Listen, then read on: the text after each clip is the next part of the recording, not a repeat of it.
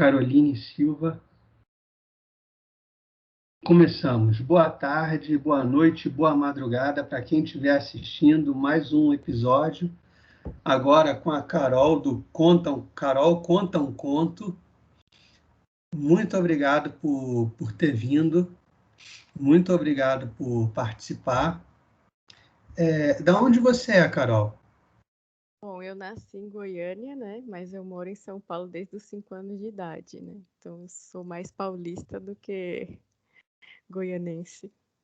Tá, então você não é uma das escravas goianas do Morgan. Graças a Deus, não.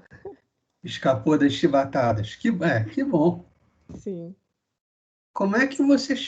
Deixa eu perguntar antes da gente entrar em literatura, como é que você chegou no Morgan, no senso em comum e tal? Foi pelo Brasil Paralelo. Eu estava assistindo um dos episódios do Brasil Paralelo e o Morgan fez uma participação. E aí eu fiquei fascinada, porque ele falava assim com uma imponência. Eu falei, nossa, esse cara sabe do que ele está falando. Então eu fui pesquisar, aí pesquisei o nome dele na internet, achei o censo, achei o podcast dele, e isso foi no final de 2018. Aí tô até hoje acompanhando. Antes do Morgan, você já era leitora, acompanhante do Olavo, assim, do que o Olavo escreve, alguma coisa do tipo? Sim, desde os 17 anos. Com 17 anos eu conheci por meio de um professor do cursinho, que ele me falou, ó, lê esse cara aqui, ele é muito bom, tal. Aí eu comecei a ver uns vídeos dele na internet, eu falei, nossa, esse cara abriu minha mente. E aí eu lembro que eu virava noites assistindo as coisas do Olavo, e aí comecei a ler os livros dele. O Olavo, ele é um cara que virou a chave para você ou ele meio que confirmou o que você já sentia de alguma forma? Como é que foi isso? Não, ele virou a chave. No meu caso, ele virou a chave. Eu acho que ele despertou a inteligência que tinha em mim. Você, você pensava tudo ao contrário do que ele fala hoje. Sim, sim. Pessoa de escola pública, né? Você recebe uma educação bem ruinzinha, então ele virou a chave no meu caso. Ah, entendi. E foi por meio do Olavo que você chegou a se interessar por literatura? Não, aí não. Eu já gostava muito de ler. Eu lembro que quando eu era criança, eu tinha a coleção dos contos dos irmãos Grimm. Eu lembro que eu tinha o Patinho Feio, eu lembro de eu lendo A Bela Adormecida, Rapunzel. Então, eu gostava muito de ler. E a minha mãe lia muito também. Então, eu meio que peguei essa mania dela. E depois eu fiquei meio fissurada assim por Harry Potter. Então eu comecei a ler os livros, não só ver os filmes, e aquilo me despertou assim. Aí eu fui para Senhor dos Anéis, Nárnia, e assim, o interesse por literatura sempre existiu. O Harry Potter já é a segunda pessoa que fala aqui no canal que o Harry Potter abriu fronteiras, assim, tipo, eu não gostava de ler, mas aí caiu o Harry Potter na minha mão, eu comecei a gostar de ler por causa do Harry Potter. É porque é cultura pop, né? Então você acaba consumindo. Aí quando você chega no livro, você fala, pô, isso aqui é bom. Deve ter coisa também tão boa quanto, ou melhor até. Aí você começa a procurar e você vê que tem sim, né? Então, para mim, Harry Potter abriu assim. E eu lembro que eu gostava de ler, porque os livros eram muito grandes, né? E aí as pessoas olhavam assim para mim e falavam assim: Nossa, você lê um livro desse tamanho? E eu me achava, né? Porque, porque eu li um livro grande. Mas tudo bem. As pessoas se impressionam quando o livro é maiorzinho um pouco e você nem sente, na verdade, né? Você é grande, tá, e tal, e você não liga muito para o tamanho do livro porque você está imerso naquilo, não? Dependendo do livro, assim, você lê em 3, 4 dias, independente do tamanho, né? Exatamente, a gente lê rapidamente qualquer coisa. Essa estante aqui do seu lado é tudo seu, é tudo coisa que você gosta de ler ou que você já leu em algum momento. Sim, tem. Não sei se vai dar para ver direitinho, vou tentar mostrar.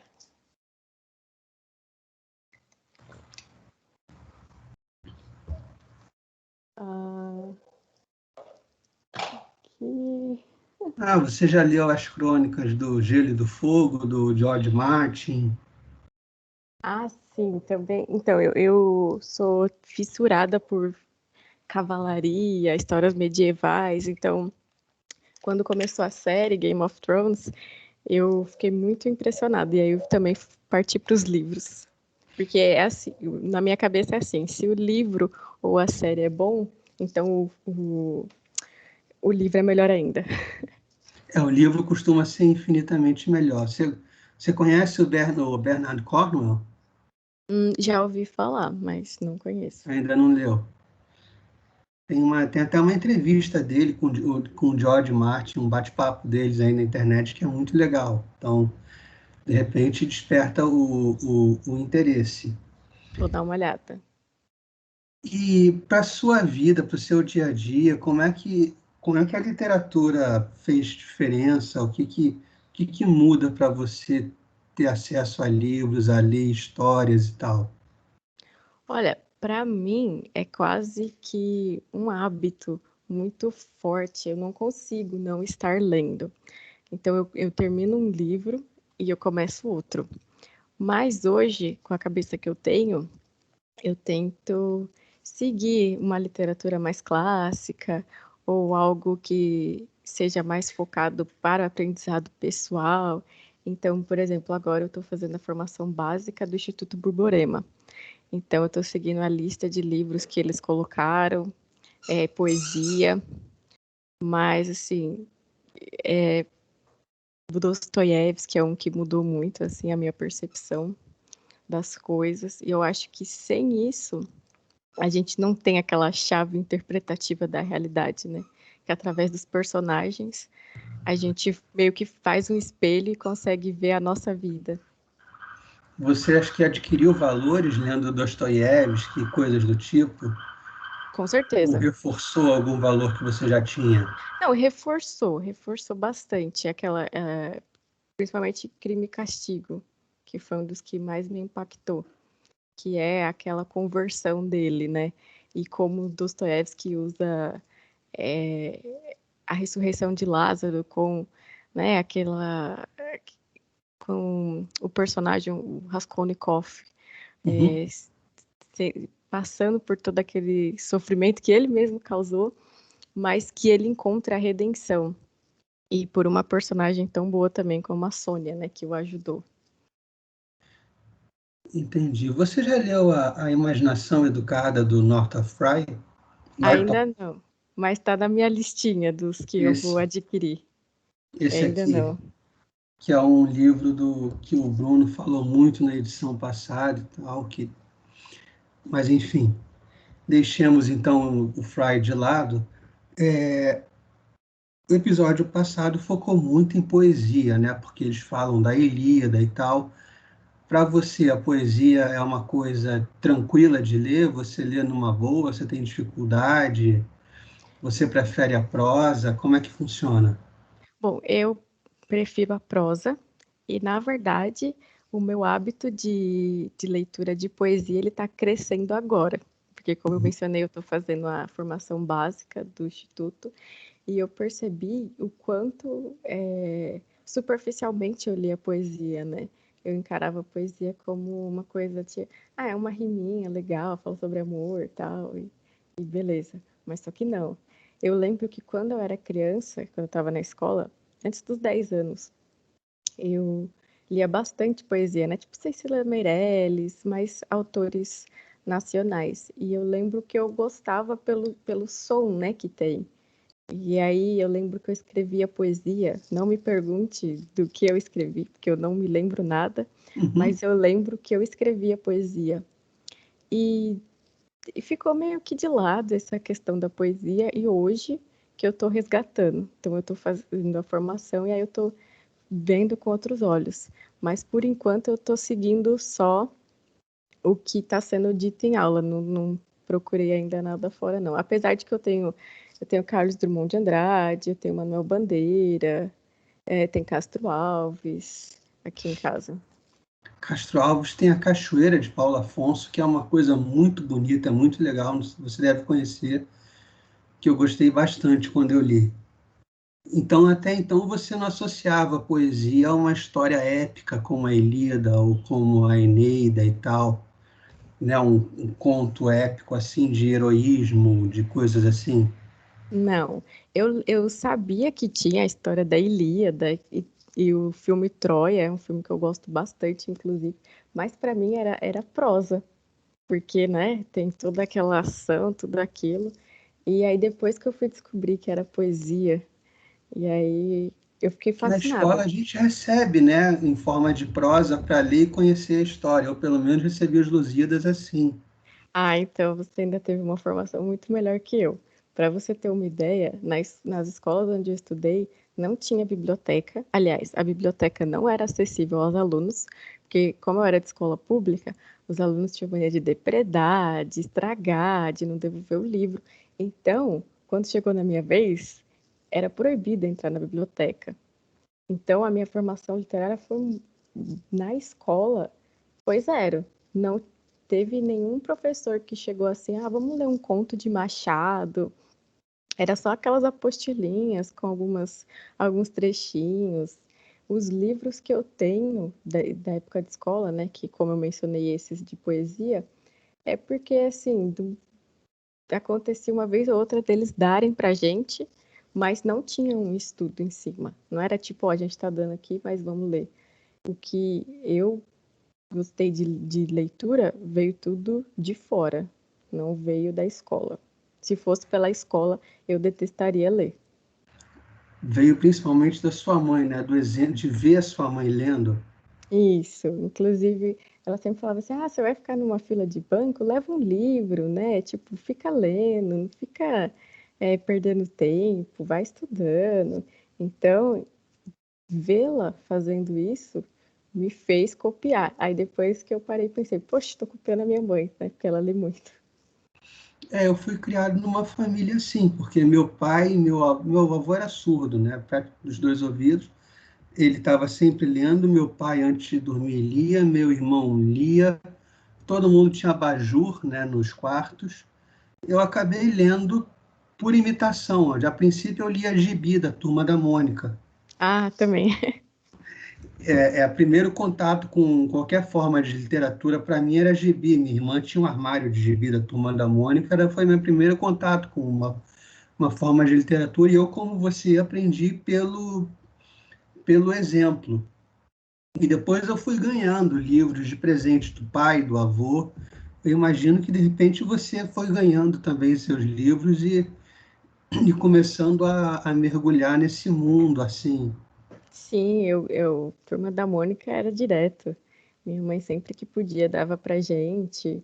E eu lembro que eu morei num bairro onde tinha uma biblioteca pública e me levavam lá, né?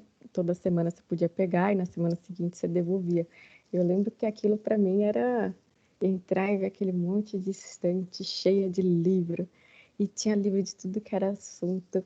E aí você também podia ficar lendo dentro da biblioteca. Ao Aquilo contrário da escola. é, aquilo para mim era fascinante. Aí eu lembro que nessa época eu lia mais gibi, né? Então era a Turma da Mônica. Eu lembro que eu li, por exemplo, de super-heróis da Marvel. Apesar de que hoje eu não sou muito fã, mas quando eu era criança eu até via assim na biblioteca. Uhum, entendi. E aí você descobriu que, com lendo, você entra meio que num mundo particular, né?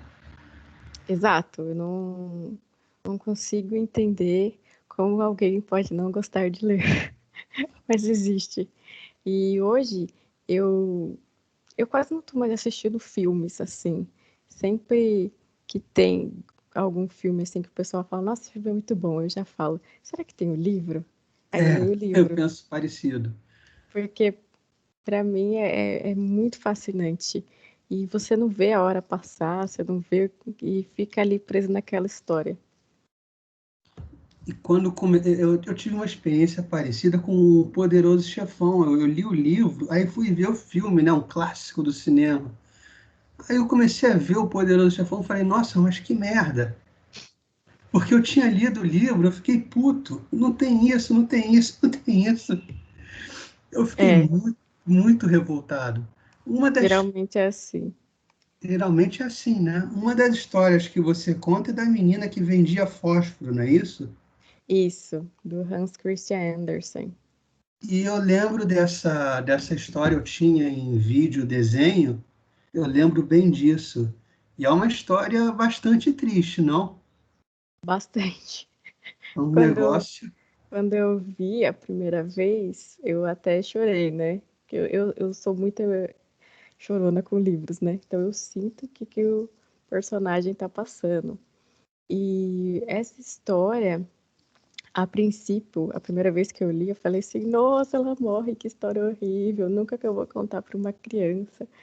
Mas quando você faz a segunda leitura, por isso é importante, né? A segunda leitura, você percebe que ela tem um elemento de transcendência, né? Que é aquilo assim de a gente está num mundo de sofrimento, mas a vida eterna, né? A vida que é com Deus, ela é uma vida onde não tem sofrimento, não tem fome, não tem dor.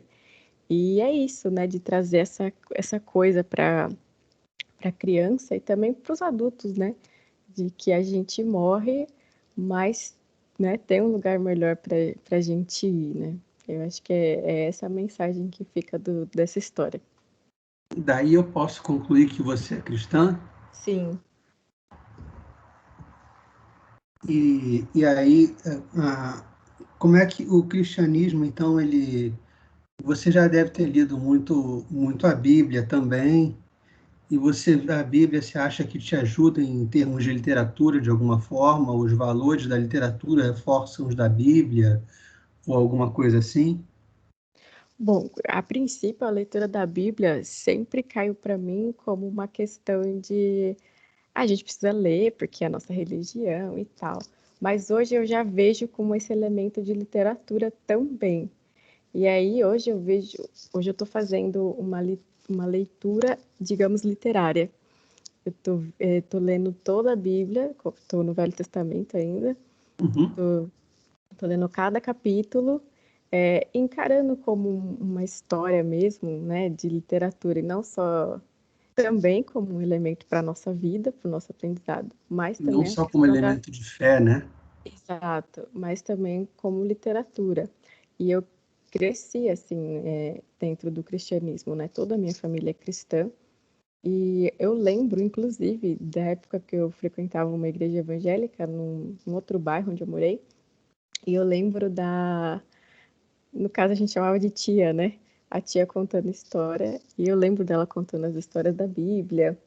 E ela falando contando a história de Sodoma e Gomorra. Eu lembro do desenho da gente pintando. Ah, isso é bacana. E já me adiantando, o canal, então, é voltado para crianças. É um canal infantil, Carol Conta um Conto é infantil. Como eu tentei seguir o que C.S. Lewis fala, né? Que ele diz o seguinte no final de As Crônicas de Nárnia, que as pessoas gostam de colocar de taxar de adulto uma coisa para dizer que é legal. Então, às vezes, taxam a literatura de Nárnia como é, criança para que os adultos fiquem longe. Então, eu não quis taxar o meu canal de infantil, porque senão as pessoas vão ficar assim, ah, essa coisinha para criança.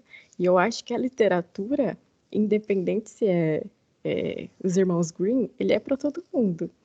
Inclusive, até hoje eu leio e eu fico fascinada. Então, eu não quis taxá-lo de adulto nem infantil. Eu quis só deixar ali, quem quiser pode assistir. Inclusive, tem conhecidos adultos que nem têm filho e estão assistindo os vídeos e falando assim, não, eu adoro histórias e então lá, então eu não quis deixar assim, mas como início eu pensei nas crianças que eu conhecia, então eu criei meio que para elas assim. Você levou para a internet um hábito que você tinha de contar história para criança? Sim, na verdade em casa todo mundo é contador de histórias, né? Eu Uhum. percebi que aqui em casa todo mundo adora contar uma história e eu sempre fui aquela que gostava de contar uma história engraçada. E eu percebia que quando eu começava a contar, e eu não fazia esforço, as pessoas paravam, prestavam atenção e começavam a dar risada. Então, eu tenho isso. E aí, quando foi final do ano passado, eu estava... No ano passado eu li Em Busca de Sentido, do Viktor Frankl. E aí eu fiquei pensando, né? Qual que é o sentido da minha vida nesse momento? O que que eu tenho que fazer? E aí depois eu estava meditando sobre a parábola dos talentos. E aí eu fiquei pensando, né? Deus, qual que é o talento? O que que eu posso fazer aqui para, né? E aí, na mesma hora que eu estava pensando, me veio a ideia, né, de contar uma história para uma criança que eu conhecia. Então eu gravei a princípio e mandei para ela no celular mesmo, não foi no YouTube nem nada. E aí, aquela vontade foi crescendo, crescendo. Aí eu pensei, por que não deixar no YouTube e deixar disponível para que outras crianças vejam, né? Você leu aquele artigo do Olavo sobre o Viktor Frankl no campo de concentração? Sim. Que aquilo é aquela história, aquele artigo é sensacional, né? O artigo, os livros dele, eu fiquei tão assim, obcecada pelo Victor o ano passado que eu li, acho que foram 4 livros dele, né? Eu li Em Busca de Sentido 2 vezes no mesmo ano e aí depois eu li uns outros dele. E assim, os outros vão falando sobre os casos que ele fez e tal, né? Do que ele conseguiu ajudar outras pessoas, mas o Em Busca de Sentido é um livro assim que todo mundo tem que ler, todo mundo. Eu acho que deveria ser leitura obrigatória assim na escola. O que que o Viktor Frankl tem que te impactou tanto?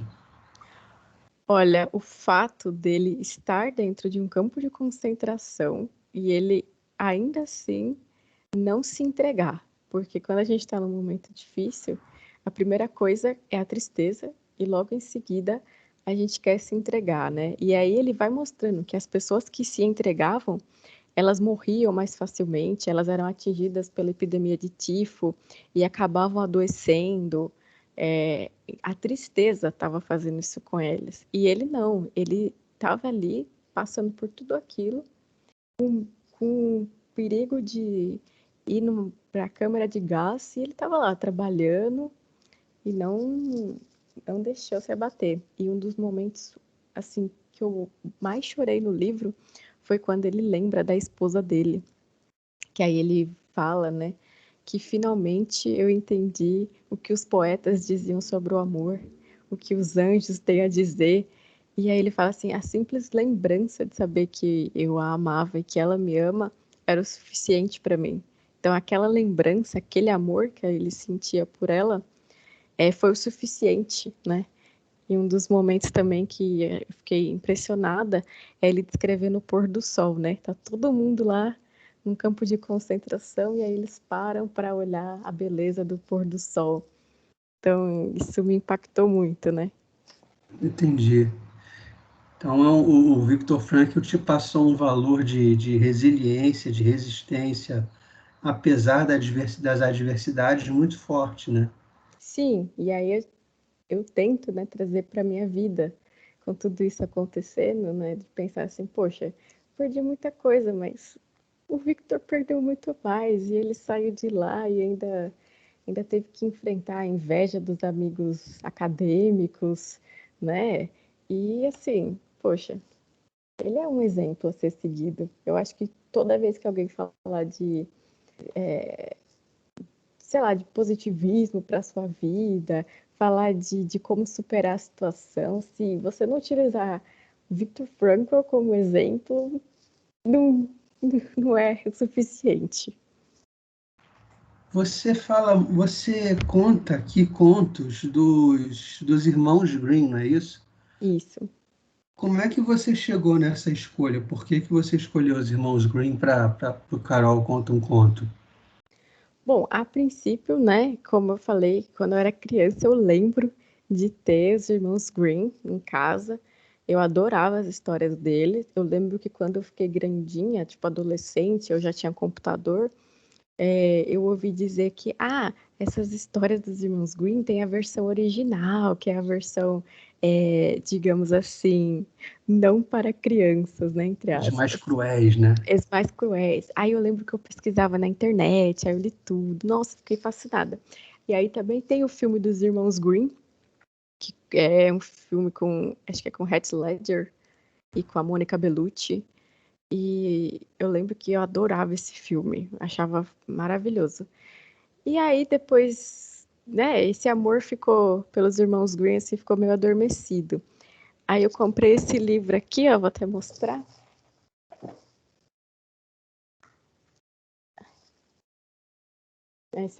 Esse daqui é Irmãos Green.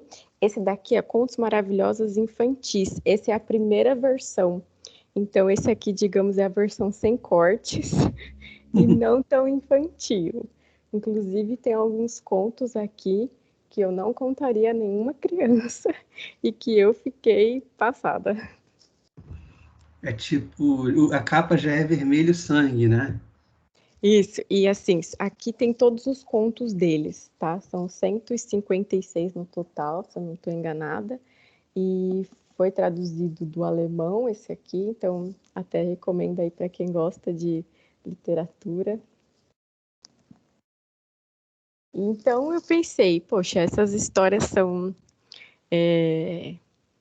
tão legais e tinha histórias que eu não conhecia.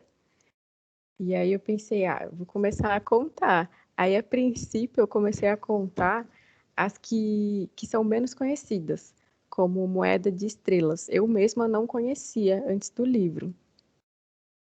Aí eu percebi que as mais conhecidas também, como por exemplo João e Maria, continuam fazendo sucesso. As crianças adoram esse tipo de história ainda, mesmo que elas já saibam é, que existem outras versões, né?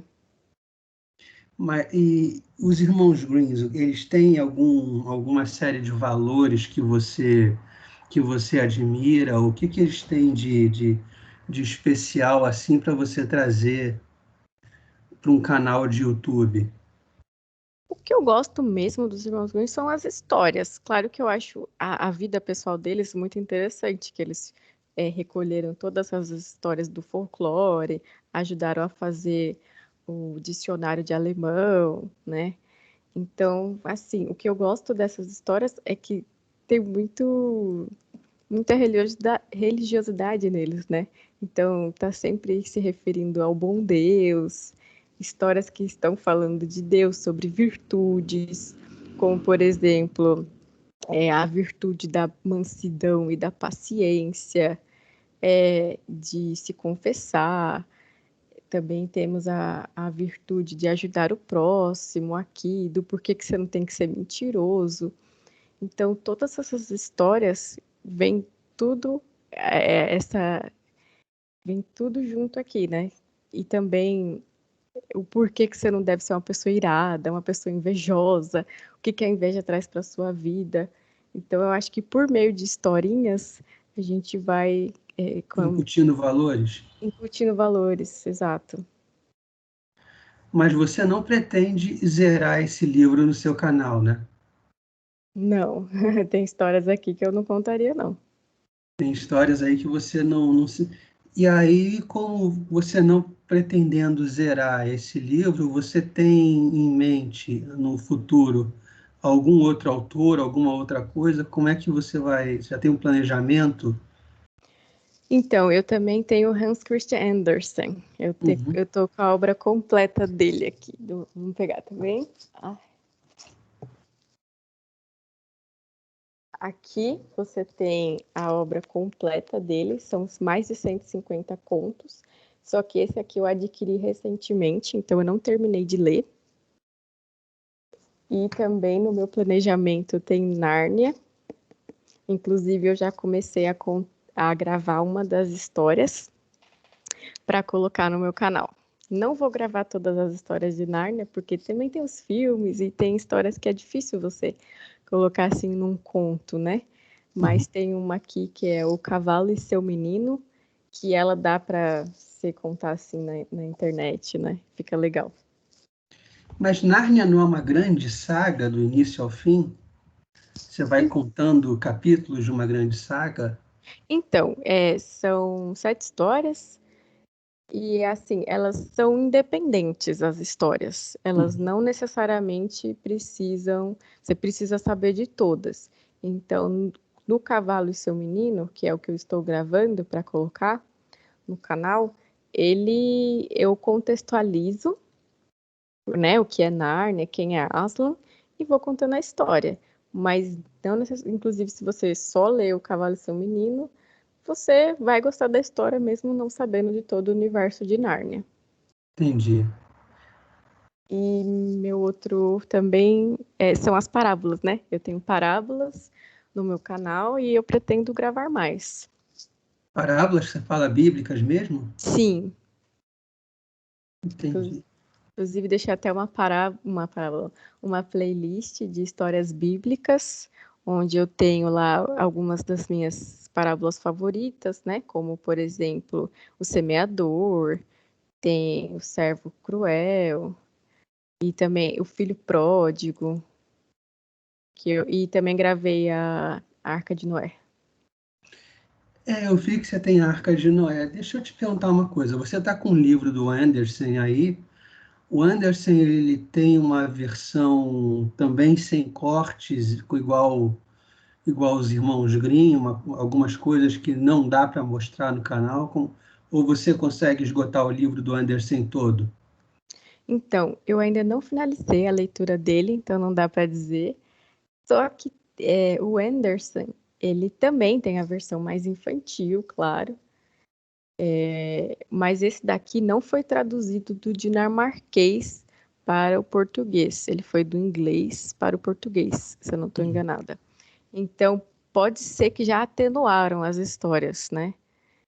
Pode ser que isso aconteceu. Mas das histórias que eu li até o momento, não teve nenhuma assim que eu falei, que não dá para contar para uma criança. Só que tem algumas que eu acho um pouco bobinha, que eu acho que é meio sem graça, assim, então eu não contaria todas, das que eu li até agora. Mesmo para uma criança, ela acaba sendo bobinha? Uma criança nova, assim, está aprendendo a. Não, assim não, é que eu penso em colocar no canal, né? Para colocar no canal, eu penso em colocar umas histórias que chamem mais atenção, que são mais, que Você tenham pensa não mais só em criança, você virtudes. pensa no público amplo, né? É, porque eu sempre penso assim, sempre foi a minha intenção falar sobre virtudes nas histórias. O que que essa história está ensinando? Então, às vezes, é uma história que para mim, não teve muito aprendizado. Então, eu acabo deixando. Se em outro momento eu achar que dá para colocar no canal, de fazer uma coisa de repente diferente, aí eu tento. Você já pensou em contar uma grande história e ir sequenciando em vários vídeos? Então, é exatamente o que eu estou fazendo no Cavalo e Seu Menino, de Nárnia. Eu gravei já uma parte, e aí, para não ficar muito longo, eu já dividi em 2 episódios. Ah, Aí tá. falta eu gravar a última parte. Então, essa vai ser a minha primeira experiência sequenciando histórias. Vamos ver o que acontece, né? Se o pessoal vai gostar também, né? Como é que você está percebendo que está sendo o público do seu canal? Olha, até o momento, assim, o pessoal que comenta tá sempre comentando coisas boas, estão gostando, eles sempre elogiam o meu jeitinho de contar. Eu sempre tento deixar um elemento mais cômico na história. Então eu percebo que o pessoal tem elogiado bastante e todo mundo gostou, assim. Tinham pessoas que nem sabiam que eu gostava assim tanto de literatura e aí começaram a seguir o canal e nossa, eu tô gostando. Amigas minhas que já têm filhos, que aí eu fui passando o canal, eles, olha, eu tô assistindo toda semana com meu filho, tal, você conta muito bem. Então eu percebo que tá uma receptividade muito boa, assim. Mas a maior parte vem de adultos ainda. Não, as minhas crianças também, só que elas me mandam, as crianças que eu conheço, assim, né? Elas mandam no WhatsApp pra mim. Aí elas mandam áudio, tia, eu adorei. Aí eu então mando assim, tia, conta mais historinha pra gente. Aí eu fico toda boba. Mas aí eles mandam mais pro WhatsApp, do WhatsApp dos pais, né? Uhum. Não chego a comentar, assim. As crianças não comentam tanto. Isso deve dar uma gratificação, assim, um senso de dever cumprido muito grande, não? Nossa, a primeira vez que eu gravei, eu mandei para uma família, né, que eles são 3 irmãos. Aí os 3, cada um me mandou um áudio de 1 minuto. Aí cada um: "Tia, eu adorei", e foi o primeiro vídeo que eu coloquei no canal, o primeiro. "Tia, eu adorei, você conta com um bonequinho e tal, e você não podia contar mais historinha pra gente? Porque só tem um vídeo lá". E eu falei: tá bom, pode deixar, eu vou arrumar mais vídeo para colocar lá". Porque aí você cria aquela coisa assim: "Não, preciso fazer, né, uma criança me pediu". Então aí já ficou diferente a coisa. Qual era a variação de idade desses irmãos que falaram com você a primeira vez? Acho que 2 tem 5 e um tem 10. Isso deve ter sido muito, muito legal. E É, aí, assim, das crianças que eu sei que estão assistindo, eu tenho crianças de 2. Não, eu tenho uma recém-nascida também, que é filha de uma amiga. Então, assim, até 12, 13 anos que eu sei, né, que estão assistindo. Agora, os outros eu já não sei tanto. você reparou que o seu canal, ele casa perfeitamente com aquela ideia que o Morgan fala pra gente nas lives, de fazer alguma coisa culturalmente que e sem ficar dizendo sou patriota, conservador, de direita, bibibi, papapó. Você, quando fez o canal, você nem pensou nisso, né? Você simplesmente foi atrás de um hobby, de uma coisa que você gostava.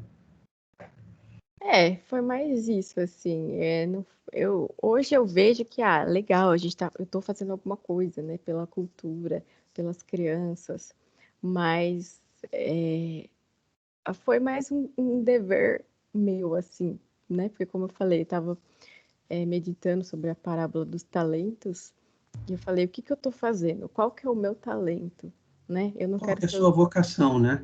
eu não quero ser o servo que enterra o talento, então se Deus me possibilitou isso, então que eu possa utilizar, né? E deixar ali, quem quiser assistir, vai assistir, independente se é patriota ou não, né? Porque a gente precisa disso, né? A gente precisa de literatura, porque se a gente só focar na política, a gente não quer nem Exato, mais saber de nada, né? Porque exato. Que a literatura dá valores básicos que servem até para depois você olhar uma notícia, né? e falar: "Não, isso aí, quer saber? Deixa eu voltar aqui para as Crônicas de Nárnia, que está muito mais interessante". Então eu sei que, por exemplo, no meu ano de 2020, né, que foi um ano trancado dentro de casa, foi o ano que eu mais li. E assim, eu fiz leituras muito boas. E eu falo assim, cara, se eu não tivesse isso, eu acho que eu estaria muito mais depressiva, sei lá. Já teve alguma situação na sua vida, no seu cotidiano, que você se deparou e pensou, pô, se não tivesse a literatura me incutido valores, eu teria feito, agido de outra forma? Sim, eu acho que a questão da mansidão, né, da gente aceitar um pouco as coisas e confiar. Eu acho que isso está muito presente na literatura, até na Bíblia mesmo, né? Não, Uhum. se a gente pega a questão de José do Egito, né? Moisés. Então a gente sabe que é isso, a gente está num mundo de expiação e provas, de sofrimento. Então, se a gente não tem esse amparo, e, por exemplo, eu pego muito na questão do Raskolnikov, se você não tem esse amparo da religião, da sua fé, cara, você vai cometer outro assassinato, e um atrás do outro, porque a vida é isso, né? Aí você entra naquele pessimismo, naquele niilismo. A vida é essa merda mesmo, então vou fazer merda. E não, você vê que tem uma saída, e teve uma saída até pro Raskolnikov, que já cometeu um assassinato. Já abre o livro cometendo um ato terrível, né? Exato. Eu acho que sem isso, não tem como. Você leu o livro do Morgan também? Não, Não. ainda não. O que você viu dele foram as lives, né, lá do Censo, que ele dá aquele rage bonito que a gente gosta, e os artigos do Censo. Eu leio os artigos, eu também, eu acho que eu já escutei quase todos os Guten Morgen, só um ou outro, assim, que o assunto não estava tão interessante assim naquele momento, eu não assisti, não escutei, aliás, mas inclusive teve alguns que eu já escutei até duas, três vezes, É tipo do nazismo, já acho que tem mais de uma vez. do nazismo, do nazismo. Teve um dos meus favoritos Você não é o que você pensa, você é o que o George Soros pensa por você. E esses Guten Morgen, eles vão te abrindo a mente, como é que funciona para você? O Morgan traz muita informação histórica, muita coisa que assim você ignora totalmente. Então ele vai abrindo para você uma porta, você fala assim: "Caraca, eu nunca pensei nisso". E aí você olha, não é assim mesmo, né? Tipo, foi ocultado uma parte da história, a gente está tentando, a gente tá catando os pedaços, né? Tentando entender as coisas. Mas hoje eu sou muito mais receptiva por causa do coffee, né? Que aí o coffee já na minha mente. Entendi. Então hoje eu vejo o Morgan e falo, você tá certo mesmo. Você, o Morgan, o Koff, eles te levaram a ter um interesse maior por história, mas assim, história mesmo, do mundo, dos países e tal? Sim, mas eu ainda não estudei muito, porque eu fico muito interessada, mas eu tenho uma paixão muito grande por literatura. Então, quando o Olavo começa nas aulas do COF falando assim, vocês têm que ter a educação do imaginário, vocês têm que ler literatura, têm que ler literatura brasileira. Aí eu falei, então, peraí, eu vou começar desse jeito, vou fazendo. E um dos meu sonho também é ser uma escritora. E às vezes eu escrevo, assim, contos. Mas você escreve contos pensando mais ou menos no Andersen, nos Grimm e tal, e fazer uma coisa Não, é parecida. mais no Machado. Ah, o Tem um, Machado. tem um livro do Machado que chama Contos, né? Acho Só que é o tá. Contos Fluminenses, não é isso? Ah, não, é Contos de Machado de Assis. Uhum, Aqui tem vários contos. sei. Então, eles todos refletindo a situação cultural, moral do brasileiro.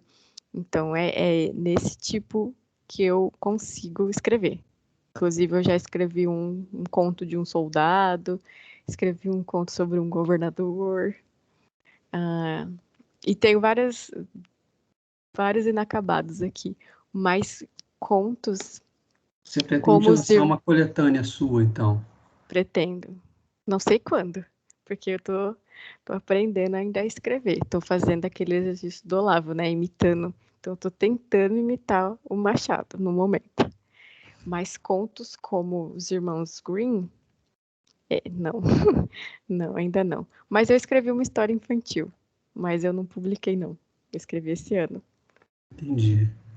Mas é uma história que tenta ensinar a criança o valor da oração. É isso. Ah, isso é muito legal. Esse livro do Machado, ele tem o Teoria do Medalhão, Tem. que é o É um dos meu primeiros. favorito. Tem, eu gostei bastante. Mas os que eu gosto mais são aqueles que impactam muito. Então, um dos que me impactou muito foi Pai contra Mãe. Muito. Esse é sinistro. Esse você fica assim, caraca, como assim? Como O Pai contra a Mãe é sensacional. E eu gosto muito de Igreja do Diabo também. esse eu não li. Esse eu não li. Vale muito a pena. Deve ter aí Não, nessa coletânea não tem, não, que essa coletânea eu já li todo. Mas eu vou pesquisar, porque Machado de Assis você acha na internet, né? também, se acha espaço. E Igreja do Diabo é um negócio sensacional. Vou até anotar aqui que eu vou. é dele também, eu posso te mandar depois. Eu acho, assim, o Machado é um autor genial, os romances dele são muito bons, né? Eu Eu gosto. confesso que eu gostei mais dos contos. É, eu acho que um dos erros da escola foi querer botar romance do Machado para a gente e não conto. Se Exato. mostrasse para a gente, olha, esse aqui é o pai contra a mãe, leiam, a gente ia ficar impactado, ia gostar e falar, caramba, Ou esse então mesmo a teoria do medalhão para você. Porque a é, princípio você dá risada, né? Você fala, não, o cara não vai fazer isso. É melhor você ter essa literatura do que não ter nenhuma, né? Eu não mas aí tive nenhuma. quando você vê a teoria do medalhão e começa e levanta do livro e começa a olhar para os lados e fala, cara, é isso. É isso que as pessoas estão fazendo Exato. até hoje. O que não falta é medalhão, inclusive na imprensa, né? Só tem medalhão, na verdade. Então, mas eu acho muito legal. Tomara que saia logo um livro de contos seu, porque a sua capacidade de contar a história, a sua habilidade de contar a história é realmente alguma coisa muito legal, Não, que eu vale a já pena. comecei a escrever histórias desde adolescente. Eu escrevi um romance entre uma judia, eu nem sei se é assim que fala também, mas tudo bem, e um soldado alemão durante o nazismo, mas eu perdi, eu não sei onde foi parar. Eu comecei a escrever história de bruxo, né? Porque, como eu falei, eu gostava de Harry Potter, mas também não terminei. Mas eu gosto de escrever. E eu pretendo escrever, lançar um livro, né? O Harry Potter, que foi uma das suas entradas na literatura, o que ele impactou em você? Você abriu o livro do Harry Potter, o que tem ali dentro que você ficou inclinada a ler? É O uma série que grande. o que eu mais gosto no personagem é a coragem, que é o auto-sacrifício. Então, em todos os livros, ele está sacrificando uma parte dele para ajudar os amigos, por mais que ele não tenha consciência disso. Então, o que mais eu gostava era da coragem do personagem, o Harry, no caso, e as aventuras, né, que vão acontecendo, ele lutando com o basilisco, o quadribol, é um negócio assim que você fica fascinado. E aí, Eu- quando eu fui para o Senhor dos Anéis, eu fiquei mais fascinada ainda. Pelos mesmos motivos, você viu as É, mesmas coisas? é que o Senhor dos Anéis é muito mais profundo, né? Tem toda a teologia cristã dentro do Senhor dos Anéis. Mas o Aragorn e o Sam são meus personagens favoritos do Senhor dos Anéis. O Sam, porque ele é medroso, mas ele quer ajudar o amigo. Então, pela amizade, aquele senso de dever moral, ele se sacrifica.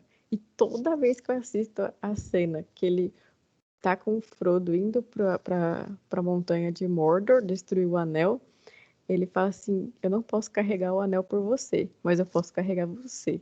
E aí ele pega o Frodo e começa a carregar. Então, é isso. São tanto livro, filmes, os filmes que mais me impactam são esses filmes que a pessoa faz um sacrifício, um auto-sacrifício para ajudar alguém, a outra pessoa, ou várias pessoas. Então, um dos meus filmes favoritos que eu assisti até por causa do Felipe foi A Felicidade Não Se Compra, que ele tá ali o tempo todo com pequenas coisas ajudando o outro. E um outro filme que eu assisti também, que eu amei, foi A Lista de Schindler, que ele Sim. também, em determinado momento da sua vida, mesmo ele sendo, né, eu não diria um cafajeste, né, mas assim, no começo da história ele só tá preocupado com ele mesmo. No final ele acaba ajudando aquelas pessoas. No final ele percebe a grandeza do que ele está fazendo, né? Ele fica puto que ele não consegue comprar mais um e mais um, né? Nossa, aquela cena é a melhor. Ele pega e fala: para que que eu tenho esse carro? Eu podia ter salvo mais 10 pessoas. Aí ele olha para aquele broche, né, do Partido Nazista de ouro e fala: por que que que eu podia ter salvo mais um, pelo menos mais um, com esse pedaço de ouro aqui. Isso é sensacional. Eu vi, achei. É impactante esse tipo de coisa, né? Esse tipo de reação. E no caso do Schindler é uma história bem verdadeira. O que você falou do soldado nazista com a judia não era uma coisa incomum de acontecer também. Não sei se você sabe disso, mas É, não era exatamente uma coisa que acontecia de forma que deixava de acontecer. eu lembro que foi a professora de história, ela falou assim, gente, vocês vão escrever uma carta, como se vocês fossem alguém passando num momento de guerra, vocês que escolhem quem vocês vão ser, se você é um soldado, se você é não sei o quê. E eu lembro que eu escrevi esse romance por meio de cartas. Era uma troca de cartas entre o soldado nazista, que ele estava indo servir, porque ele tem que servir a pátria, mas ele não estava entendendo o que estava acontecendo, por que ele estava fazendo aquilo. E ele tinha esse amor por essa garota, e aí eles vão trocando cartas.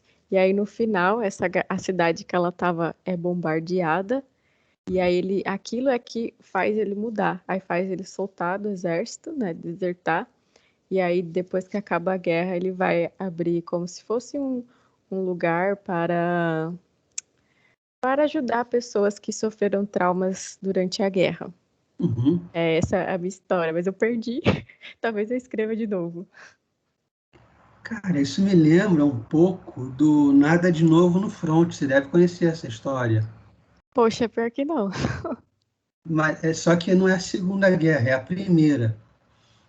E é um grupo de soldados que eles estão lá naquela de por que a gente está lutando? Ah, porque um país agrediu um outro. Mas como é que um país agrediu um outro? Uma montanha foi lá e bateu na outra? Não, porque a França ofendeu a Alemanha. Mas eu não estou ofendido, eu posso ir para casa? Então, é isso. É mais ou Porque menos isso. quem tá ali no meio, quem tá no front da batalha, ele tá só cumprindo ordens, né? Às vezes É. ele nem sabe o que tá acontecendo, por que que a gente tá fazendo isso. Então, era isso que eu quis mostrar aí com o meu romance. E esse livro foi queimado, né, o Hitler tentou queimá-lo exatamente por isso, porque ele era um desestímulo à guerra, né? É. É uma coisa do tipo, você lê, você vê os horrores da Primeira Guerra, e você lê aquilo e você fala, não, cara, eu não vou me alistar para merda nenhuma. Exato. Na verdade, eu acho que a pessoa deve ficar meio dividida, né? Porque tem aquele senso patriótico, no sentido de que eu tenho que defender onde eu moro, porque a minha família toda tá aqui, e Se eu tem não aquela. defender, minha família morre. E eu ainda morro como um covarde. E se eu for, eu tô lutando a guerra dos outros, mas eu também tenho que proteger a minha família, eu mesmo. Então, eu acho que deve ser a cabeça da pessoa deve ficar doida, né? É, exatamente por aí. Eu gostei muito de falar com você. O seu canal está muito bem apresentado. Foi você que fez tudo? A arte, a edição? Bom, em relação à arte, que é aquela que aparece assim, né, a tag do canal no YouTube, foi o Gui que fez para mim. Eu contratei para que ele fizesse, aí eu fui dizendo como eu queria. A E capa do aí, canal, né? isso, e em consequência, a vinheta nova, que tá acho que nos 3 últimos vídeos, foi com a arte do Gui, mas fui eu que animei. E eu faço tudo. Eu que gravo, eu que edito.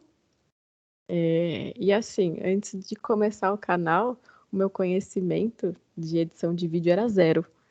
E aí eu fui aprendendo. Que aí eu comecei a fazer. Aí eu lembro que uma criança falou assim pra mim, tia, eu adorei seus vídeos, porque tem música, você já sabe editar. E aí eu falei, vou ter que aprender mais, que aí eu vou ter que colocar mais edições, mais coisinhas legais assim.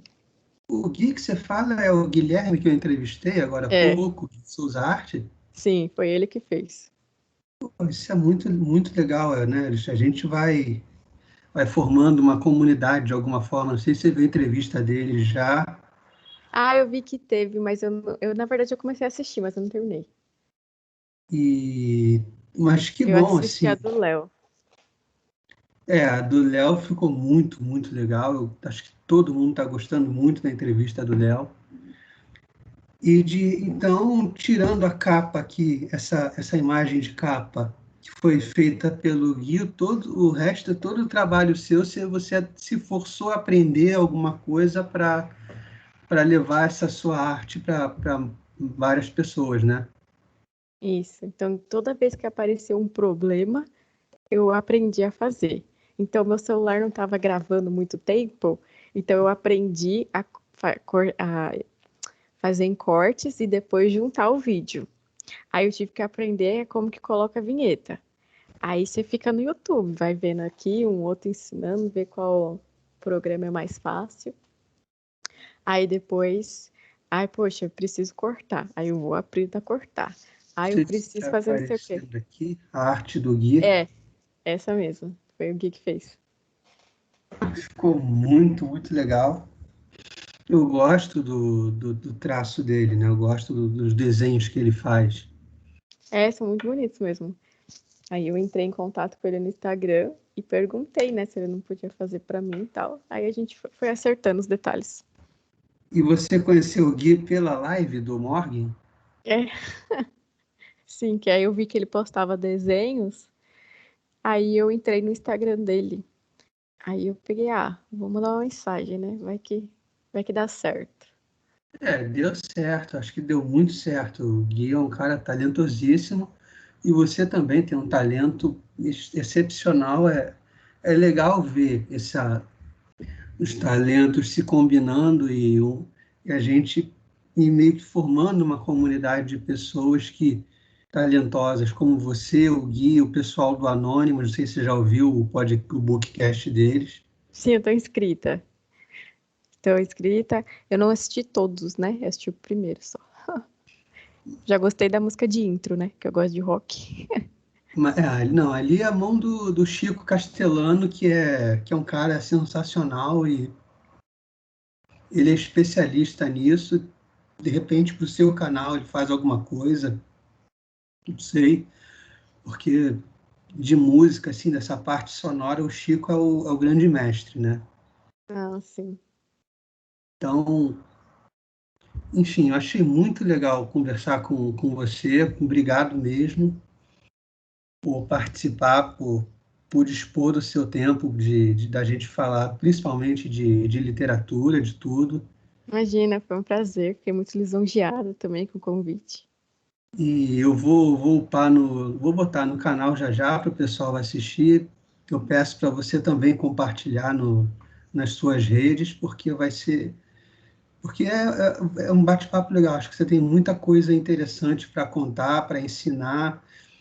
E essa coisa de você usar os contos para passar virtudes e tal, eu achei é uma ideia sensacional, né? Na verdade, as É histórias raro. eram para isso, né? É que hoje acho que perdeu um pouquinho.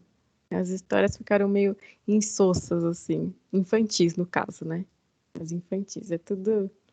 Ele puxou meu cabelo. Não sei o quê. Não tem mais essa. Né? Uma história como, por exemplo, Os Três Porquinhos. Eu lembro da minha mãe contando pra mim Os Três Porquinhos. E poxa, é uma história excepcional, né? Tipo, ensinando por que que você não deve ser preguiçoso de uma forma divertida e prática. E até hoje as crianças ficam assim, fascinadas com essa história. Então, é, esses contos mais antigos, eu percebo que eles trazem, eles carregam, né, um peso muito grande, apesar de parecer uma história simplesinha, não é. E você promove um resgate disso, né? Dos valores através dos contos, né?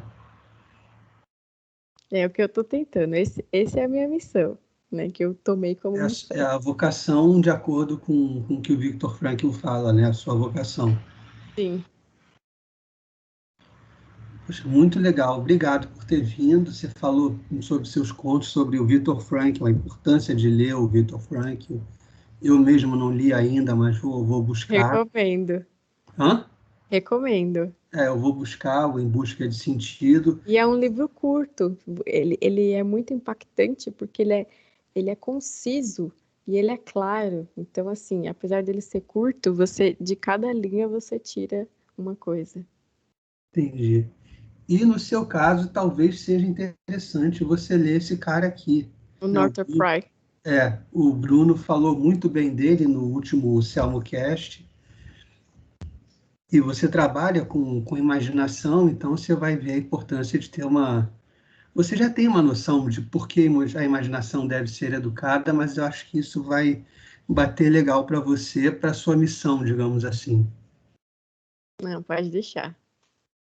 Tá bom? Muito obrigado mesmo, Carol. Do fundo do coração, obrigado por participar. Imagina, muito obrigada, Selma. Tá? Eu vou encerrar aqui a gravação para